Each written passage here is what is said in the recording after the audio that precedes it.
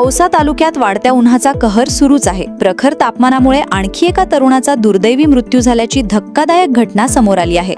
एरंडी सारोळा गावातील 25 वर्षीय युवकाने उष्माघातामुळे प्राण गमावल्याने संपूर्ण परिसरात शोककळा पसरली आहे.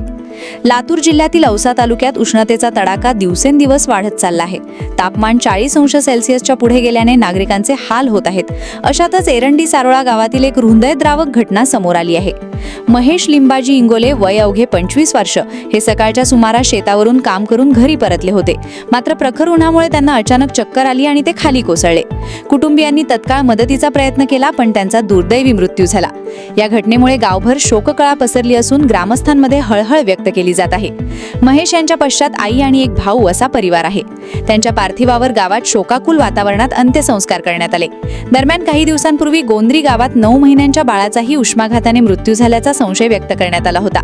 त्यामुळे औसा तालुक्यात उष्माघातामुळे मृत्यू होणाऱ्यांची संख्या वाढत असल्याची चिंता व्यक्त होत आहे. प्रशासनाने नागरिकांना अत्यावश्यक कामाशिवाय दुपारच्या वेळेत बाहेर न पडण्याचे आवाहन केले आहे.